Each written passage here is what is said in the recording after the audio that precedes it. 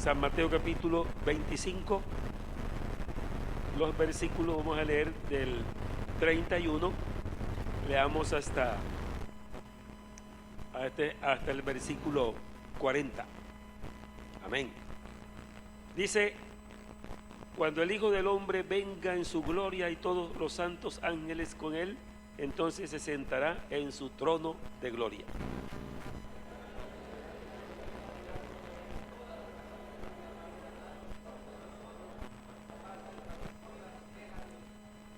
Y pondrá las ovejas a su derecha y los cabritos a su izquierda.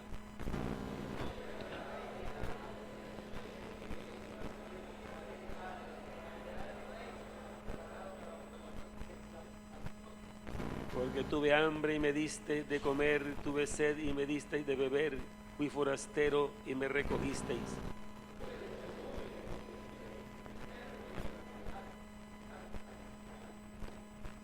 Entonces los justos le responderán diciendo: Señor, ¿cuándo te vimos hambriento y te sustentamos, o sediento y te dimos de beber?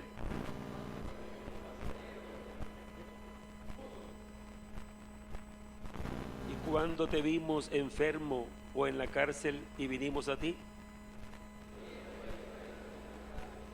¿Cierto? Hiciste a uno de estos mis hermanos más pequeños, a mí lo hicisteis. Amén. Bendito el Señor. Pueden sentarse. Gloria al Señor. Bien, estamos entonces en el maravilloso tema de la segunda venida del Señor Jesucristo. Amén. El tema de hoy claramente es 5 propósitos de la segunda venida del Señor Jesús. En la primera escuela dominical estuvimos estudiando el primer propósito, 5 propósitos principales, porque hay otros más, ¿no? Pero los principales. Entonces, vendrá por la iglesia, que lo estudiamos bastante en la primera escuela. Vendrá por su iglesia.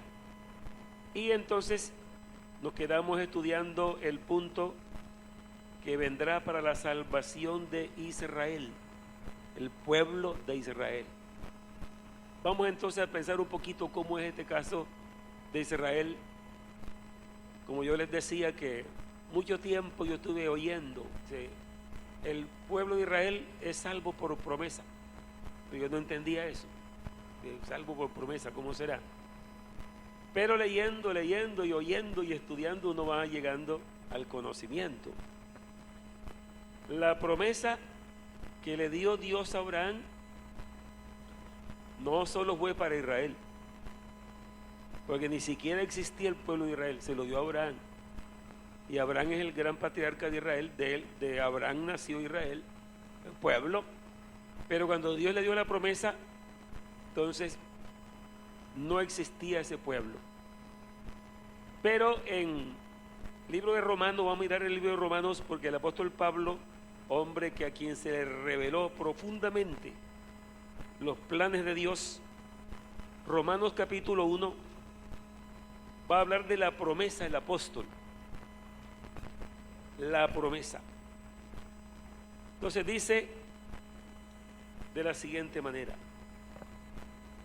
Pablo, siervo de Jesucristo, llamado a ser apóstol, apartado para el evangelio de Dios. Oiga, el evangelio de Dios que él había prometido antes por sus profetas en las Santas Escrituras. ¿Qué prometió antes por los profetas? El evangelio. Amén. ¿Qué es el evangelio? Noticias, buenas nuevas de salvación. ¿Qué sigue? Acerca de su Hijo, nuestro Señor Jesucristo, que era del linaje de David según la carne, y que fue declarado Hijo de Dios con poder, según el Espíritu de santidad, por la resurrección de entre los muertos. Por quien recibimos la gracia y el apostolado para la obediencia a la fe en todas las naciones, por amor de su nombre. Oiga, aquí encierra el apóstol Pablo con esas palabras todo lo que es el evangelio. Entonces está diciendo la promesa que Dios había prometido por las Santas Escrituras a través de sus profetas acerca de su Hijo, Esa es la promesa que dice la Biblia.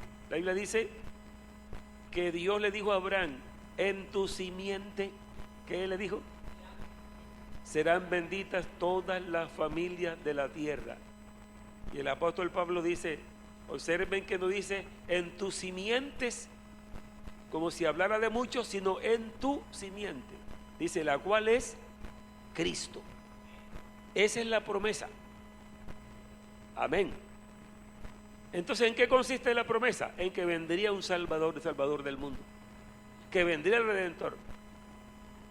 Así que esa promesa tanto cobijaba al pueblo de Israel como a los gentiles, porque todos, para ser salvos, tenemos que recurrir a Cristo, sean judíos o sean gentiles. Solo por Cristo se salvará la persona, porque hay un solo Salvador, como dice desde el Antiguo Testamento. Dice ya en Isaías, mirad a mí y sed salvos todos los términos de la tierra, porque yo soy Dios y no hay más. Amén. Y el apóstol Pablo en Hechos 4:12 dice, y en ningún otro hay salvación, porque no hay otro nombre debajo de los cielos dado a los hombres en que podamos ser salvos. Así que cualquiera que sea salvado en toda la historia del mundo y que se salvará de ahora en adelante, solo es por Jesucristo, único Salvador. Amén. Entonces, ¿cómo es eso que Israel se salvará por promesas? Porque en toda la historia de este cristianismo, comenzando por los apóstoles, ha habido judíos o israelitas salvos por Jesucristo. Entonces se está salvando, ¿por qué? Por la promesa. Porque la promesa es Jesucristo. Cuando decimos Israel es salvo por promesa, no es el pueblo como pueblo. Amén. Sino que todo aquel que cree. Pero cuando en la segunda venida, cuando ya el Señor le aparezca frente a sus ojos, como lo dice el libro de Zacarías, sí que le mirarán las heridas en las manos y en los pies y en el costado. Amén. Zacarías 12:10. ¿Me están ayudando los hermanos? Gloria a Dios. Entonces lo reconocerán, pero ahí se será ya como pueblo, todo Israel será salvo. Amén. Pero aún esa palabra todo puede ser relativa, porque si algunos de ellos siguen en la incredulidad, no se van a salvar. Así que nadie se salva siendo incrédulo. Todo lo que se salva es porque cree. Cree en Jesucristo. Amén. Entonces, cuando digamos Israel será salvo por promesa, ya saben cómo es que será salvo por promesa. Porque la promesa es Jesucristo, que es el Salvador. Amén. Pero como Él se les va a presentar, vamos allá a Zacarías. Bendito el Señor. Dice aquí, capítulo, dijiste 10, que 12:10, bueno, si aquí lo tengo a la vista y está hasta señalado. Y derramaré sobre la casa de David y sobre los moradores de Jerusalén espíritu de gracia y de oración. Y mirarán a mí, a quien traspasaron, y llorarán como quien llora por el unigénito, afligiéndose por él como quien se aflige por el primogénito. En aquel día habrá gran llanto de Jerusalén. Amén. Como el llanto de Adadrimón,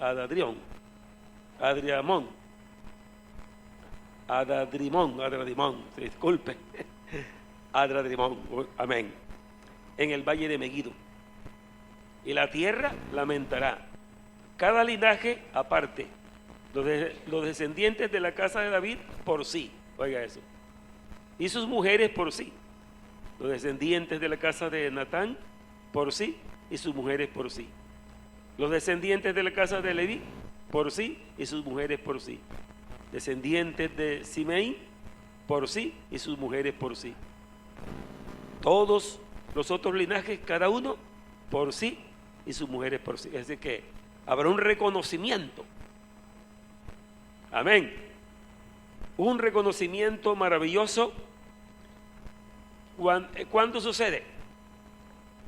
Porque al levantar el Señor su iglesia en el arrebatamiento, amén, que uno de los primeros objetivos de su segunda venida es llevarse a la iglesia, pero cuando se lleva a la iglesia no viene a la tierra, sino que espera a su iglesia en las nubes, dice la Biblia, en el aire, amén.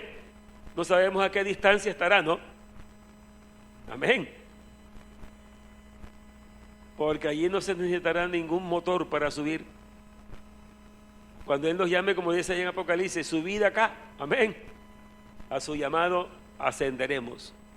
Eso va a ser maravilloso, amén. Se fue con su iglesia, se la llevó al cielo para gozar en las bodas del Cordero. 7 años de fiesta en el cielo, en las bodas del Cordero. Los redimidos viéndolo a Él cara a cara. Oye, si nos gozamos ahora, ¿no? ¿Qué tal será ya? Ese que acabamos de cantar, veré su rostro. Amén. Gloria al Señor Jesús. Que no seguimos a un Cristo pintado en la pared, un muñequito todo triste. Así lo presentan. Los mismos que proclaman salvación y Dios y todo, están presentando a Cristo así, es una burla. La Biblia no presenta a Cristo así. Amén. Por ejemplo, cuando lo presentan en Apocalipsis, dice que vi a uno semejante al Hijo del Hombre, que su rostro era como el sol cuando resplandece en todo su esplendor, sus ojos como llama de fuego, sus cabellos como blanca lana, salía una espada aguda de su boca, su voz era como estruendo de muchas aguas, sus pies como bronce bruñido, ceñido por la cintura con un cinto de oro.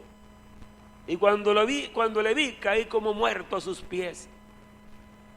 Y Él puso su mano sobre mí y me dijo: no temas, porque yo soy el que vivo y estuve muerto. Mas he aquí que vivo por los siglos de los siglos, y tengo las llaves de la muerte y del infierno. Y escucha lo que dice: soy el que abre y nadie cierra, y el que cierra y nadie abre. El Todopoderoso. Bendito sea el Señor. Entonces nos estaremos gozando en las bodas del Cordero 7 años, y acá en la tierra, esos mismos 7 años, será la gran tribulación en la tierra, especialmente para los israelitas. Ellos van a sufrir mucho en esa gran tribulación. Y el mundo entero, muchas cosas que van a pasar en Apocalipsis será en esa época.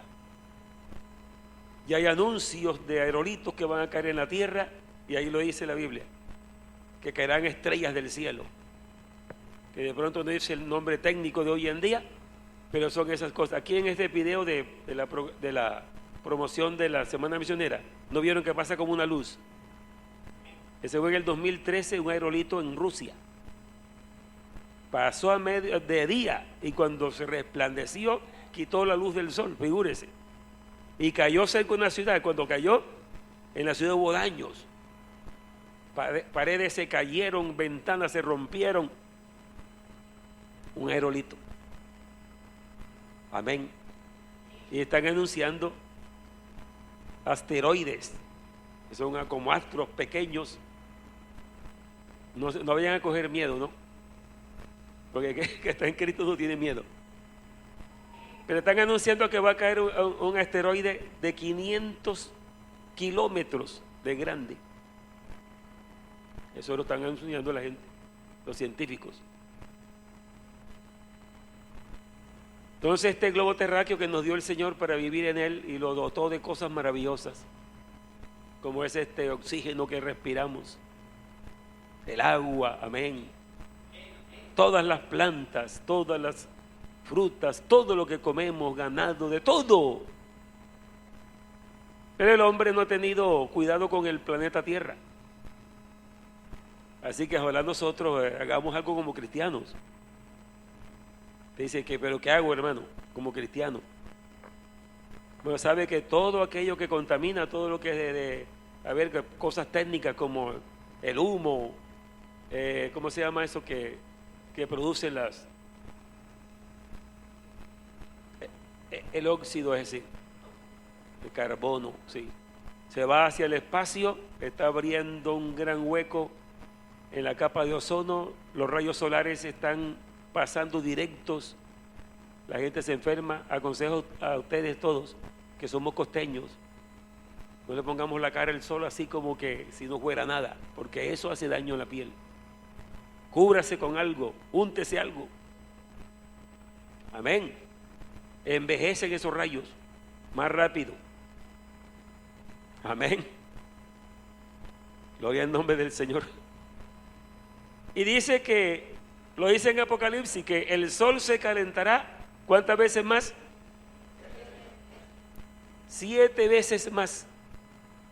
Y le hará úlceras, que hoy en día dice la ciencia, cáncer en la piel. Amén.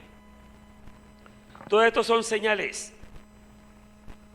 Entonces, el Señor en el arrebatamiento de la iglesia, o sea, en su segunda venida después del arrebatamiento, porque mientras están las bodas del Cordero 7 años gozándonos con el Señor, en la tierra será la gran tribulación, como hemos dicho, con todos estos acontecimientos que ya se están anunciando y están ya como preliminares sucediendo algunas cosas.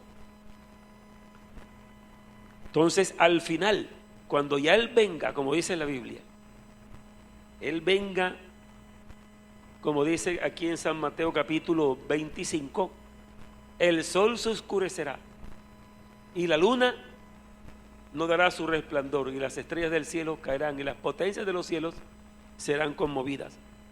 Entonces verán la señal del Hijo del Hombre viniendo en las nubes con poder y gran gloria. Y todas las tribus de la tierra harán lamentación por él. La gente llorará por las calles. La gente se lamentará porque ya los creyentes no estamos acá. Amén.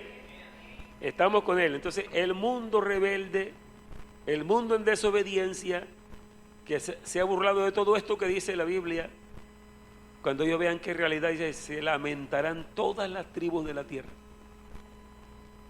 Habrá un gran clamor en todo el mundo. Entonces el Señor viene y matará al anticristo. Amén. Con el espíritu de su boca, que es la palabra, y con el resplandor de su venida. El anticristo morirá, ahí lo dice la Biblia. Y el Señor vendrá para establecer su reino. Amén. Y en ese proceso de que mata al anticristo, se acaba la gran tribulación, entra Cristo para gobernar, porque Él vendrá a reinar en la tierra.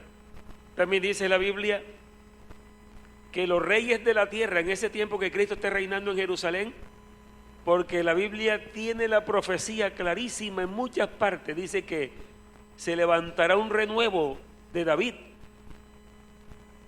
un descendiente de él se sentará para siempre en su trono, que viene siendo el trono de David, el trono de Cristo en el reinado de el milenio. Amén, hermanos. Entonces, Él se presentará ante el pueblo de Israel. Se presentará, que fue lo que leímos, lo verán, sus manos laceradas, sus pies, todo, y ahí vendrá el reconocimiento. Amén. Por eso dice aquí, derramaré sobre la casa de David y sobre los moradores de Jerusalén espíritu de gracia y de oración. Oiga, la gracia es la que salva. Espíritu de gracia, es decir, se van a olvidar de esa ley tan dura que nunca han podido cumplir y se acogerán a la gracia, al perdón del Señor. Entonces, esa gente que en ese momento lo reconozcan como Salvador, ellos serán salvos. Amén. Bendito el nombre de Jesús. Ellos serán salvos. Vamos a ver una cita por aquí que también le registra el apóstol Pablo. La registra en Romanos capítulo 11. Tenemos esa cita bíblica, Romanos 11, versículos 26 y 27. Porque el apóstol Pablo en el capítulo 11 de Romanos, él aborda este tema profundamente. El apóstol Pablo tuvo una revelación de Dios, hermano, muy amplia. Dios le reveló todos estos misterios. Entonces en el versículo 26 dice así: y luego todo Israel será salvo, como está escrito. Entonces se cumple esta profecía: vendrá de Sión el libertador, que es Jesucristo, que apartará de Jacob la iniquidad. Jacob es el mismo Israel. Que apartará de Jacob la iniquidad. Y este será mi pacto con ellos, cuando yo quitare sus pecados. Así que, dice, en cuanto al evangelio, dice el apóstol, son enemigos por causa de vosotros, pero en cuanto a la elección, son amados por causa de los padres. Es decir, como el pueblo tenía una promesa y Dios los escogió, entonces Dios, a través de su gracia, al final de todo, va a salvar el pueblo de Israel. Pero eso sí, todo el que se acoja, dice, derramará espíritu ¿de qué? De gracia y de oración. Llorarán, se humillarán. Cuando lo vean a él, como que le va a caer un llanto muy profundo. Como no lo conocimos a él cuando él vino. Y llorarán amargamente y se arrepentirán. Y el Señor les restaurará como pueblo en ese tiempo. ¿Sí? Para los que estén vivos, ¿no? Porque los que murieron en pecado, los que murieron en desobediencia, no hay esperanza. Ni gentiles ni judíos. Amén. Muchos de ese pueblo, digamos millones, han muerto, que no estarán en el reino, no porque tienen una promesa, no, la promesa es Jesucristo.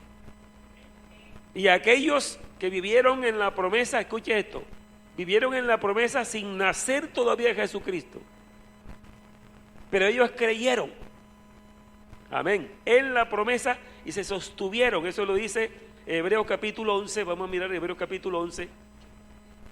Amén, por la fe mirando esa promesa de Dios y creyeron, gloria a Dios. Creo que es el versículo 13 el que dice algo. Bendito el nombre del Señor. Dice aquí, el versículo 13, conforme a la fe murieron todos estos, sin haber recibido lo prometido. ¿Cuáles son todos estos? Los creyentes que aquí están descritos. Aquí dice, por la fe, el primero que dice aquí es Abel, ¿verdad? Por la fe Abel, por la fe Enoc, por la fe Noé, por la fe Abraham y Sara, amén, por la fe Isaac, por la fe Jacob, por la fe José,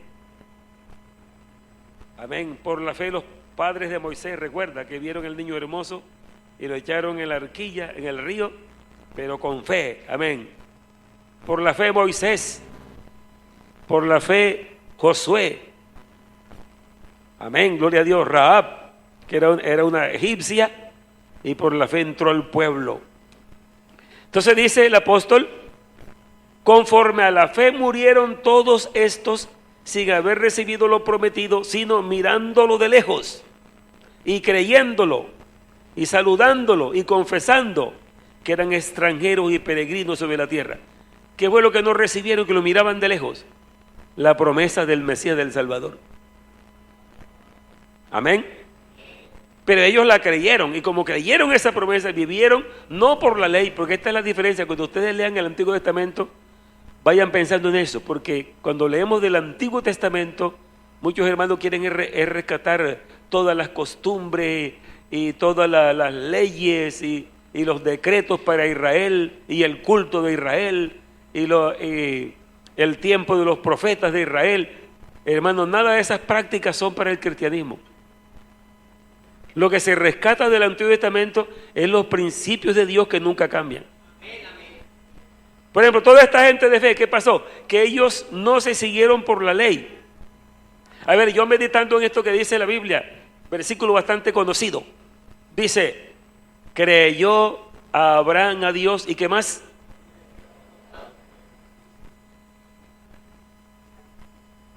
Quiere decir que fue justificado. Ahora, ¿qué es ser justificado? Si todo ser humano que nace en esta tierra nace con la naturaleza pecaminosa, nace en pecado y no podrá acercarse a Dios sino por el mediador que es Jesucristo, porque fue el que pagó en la cruz nuestra culpabilidad, el castigo nuestro lo llevó Él. Isaías dice, herido fue, ¿qué más dice? Por nuestras rebeliones, molido por nuestros pecados, el castigo de nuestra paz fue sobre Él, y por su llaga, o sea, Él sufrió todo por nosotros en lugar nuestro. Así que la salvación está efectuada, está hecha, completica, dice, para efectuar eterna redención para aquellos que creen en Él. Amén. Así que gócese esta mañana usted, que es salvo, porque ha creído en Jesucristo.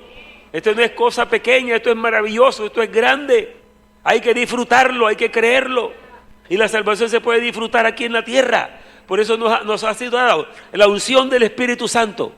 Porque el Espíritu Santo habitando en la persona hace que sienta los efectos del reino de Dios, que sienta la presencia de Dios. No trate de vivir un cristianismo en que usted no sienta nada, porque primero se cree, ¿no? Para sentir, no que se siente para creer. Amén. Sentimos porque creemos. Bienaventurados aquellos que no vieron y creyeron. Amén. En el reino de Dios todo es distinto. Aquí primero hay que creer para poder ver. Primero hay que creer para poder sentir. Pero de que se siente, se siente. Y cuán maravilloso es sentir la presencia de Dios, que es real, amén, es real. Cuando alguien está hablando nuevas lenguas es un milagro que está sobre él. Dios tomando su lengua por el Espíritu Santo y poniéndolo a hablar en otro idioma. Y en ese idioma que habla usted está hablando con Dios. Y se está edificando a sí mismo. Amén. Así que esto no es algo, un invento, una religión, no. Esto es el verdadero evangelio de Jesucristo. Amén, amén. Bendito sea el Señor. Aleluya, aleluya. Volvamos otra vez a Zacarías. Que vamos a leer unos pasajes allí. Gloria al nombre del Señor. Estamos en el libro de Zacarías, ¿no? ¿Verdad? Abran allí, estábamos en el 12, 10. Me perdió aquí, bueno, vamos a... Estoy buscando Zacarías 12, 10, pero pasamos al 13. Dicen el 13, versículo 1. En aquel tiempo habrá un manantial abierto para la casa de David y para los habitantes de Jerusalén, para la purificación del pecado y de la inmundicia. ¿Cuál será ese manantial abierto? Al reconocer al Señor, ya tienen el manantial abierto. Amén. Y en aquel día, dice Jehová, ese es el versículo 2, de los ejércitos, quitaré de la tierra los nombres de las imágenes y nunca más serán recordados. Y también haré cortar de la tierra a los profetas y al espíritu de inmundicia. Oiga, profetas y espíritu de inmundicia. Todos aquellos mentirosos que hablan siempre, digamos, disfrazados como siervos de Dios. Todo eso lo quitará. Y acontecerá que cuando alguno profetizare, aún le dirán sus padres: y su madre que lo engendraron. No vivirás, porque has hablado mentira en el nombre de Jehová. Y su padre y su madre que lo engendraron, lo traspasarán cuando profetizaren. Así que tendrán una revelación que no aceptarán esa falsedad. Así que según esta escritura, habrá algunos que se quedaron por ahí todavía sin decidirse bien. Y la gente con la claridad no los van a aceptar. Amén, amén. Bendito el Señor. Pasamos al capítulo 13 más adelante. Aquí dice, capítulo 14 más bien, capítulo 14. Habla de esa segunda venida que ya viene Él a reinar en la tierra. Dice, y se afirmarán sus pies en aquel día sobre el monte de los olivos, que está enfrente de Jerusalén al oriente. Y el monte de los olivos se partirá por en medio hacia el oriente y hacia el occidente, haciendo un valle muy grande. Y la mitad del monte se apartará hacia el norte y la otra mitad hacia el sur. Y huiréis al valle de los montes, porque el valle de los montes llegará hasta a Sal. Huiréis de la manera que huisteis por causa del terremoto en los días de Usías, rey de Judá. Y vendrá Jehová, mi Dios, y con él todos sus santos. Amén. Ahí está la profecía. O sea, por eso decimos que la iglesia estará en las bodas del Cordero gozándose, y cuando Él venga por segunda vez, viene con los santos para reinar con Él. Amén. Entonces, cuando Israel lo va a conocer a Él. Así que Dios, por su gracia, porque no hay otro medio para salvarse nadie. Amén, hermano, tenga eso bien presente. Nunca trata de hacer algo para salvarse. Hay una sola cosa que hacer para uno salvarse. ¿Qué es lo que tiene que hacer? Creer. Solamente creyó Abraham a Dios y le fue contado por justicia. Yo le decía que yo pensando en esto, ¿por qué le contó por justicia? O sea que lo justificó. Abraham era un hombre que estaba totalmente en Ur de los Caldeos, un país lleno de idolatría, lleno de pecado. Pienso yo que de pronto alguna luz tenía él porque venía de esa descendencia de los que invocaban el nombre de Jehová, pero estaba lejos, no había oído nunca palabra de Dios, hasta el día que Dios le dijo, Abraham, Abraham, sal de tu tierra y de tu parentela a la tierra que yo te mostraré. Dice, y creyó Abraham a Dios, y creyó no fue de labios, sino que lo demuestra con hechos. Amén. Lo demuestra con hechos, porque salió, preparó todos sus camellos y todo listo, me voy, porque el Señor me ha dicho que me vaya, pero no sabía para dónde. Dice que a la tierra que yo te mostraré. Amén. Entonces, ¿qué pasa con el que le cree a Dios? ¿Qué pasa con el que le cree a Dios? Actúa, y además de actuar, ¿qué es lo que pasa? Que como sabe que Dios es santo, Dios es bueno, Dios es justo, Dios es amor, Dios es luz, Dios es paz. Bueno, todo lo que podamos decir bueno lo tiene Dios, como dice el escritor sagrado Santiago, dice, toda buena dádiva y todo don perfecto desciende de lo alto, del Padre de las luces, en el cual no hay mudanza ni sombra de variación. Amén. Dios es el bien, gloria al Señor, la luz. Entonces el que le cree a Dios comienza a prepararse para agradar a Dios, porque como cree en Él, entonces agradando a Dios, Él cumple todo. Ya no está pendiente de una ley, sino con solo ese Señor te amo, tú eres mi Dios, eres mi Señor, y comienza a caminar con Dios. Entonces Dios lo declara justo. ¿Por qué? Porque creyó y comienza a vivir en la voluntad de Dios por la gracia, mediante la fe, que es el caso nuestro. Nosotros estamos aquí y según la Biblia, usted y yo estamos perdonados y justificados y estamos santificados. Léase Romanos 5:1. Amén. Justificados pues por la fe, tenemos paz para con Dios por medio de nuestro Señor Jesucristo. Y estemos firmes en esa gracia que nos ha concedido el Señor. Entonces, esta es una de las partes. Pues mire que yo tenía 5 aquí, pero llegamos nada más que a 2. Amén. Entonces, entendemos un poco más cómo Israel va a ser salvo. Amén. Señor se le revelará en su segunda venida. Y ellos lo van a conocer y lo van a reconocer y lo van a aceptar como su Mesías. Y al aceptarlo como Mesías, ellos se salvarán. Pero mire que no se salvan por ley, ni se salvan por ninguna otra cosa, sino por el Salvador, por la gracia de Él. Pero usted y yo estamos gozándonos de esa gracia. Amén. Gloria al Señor. Nos estamos gozando la gracia.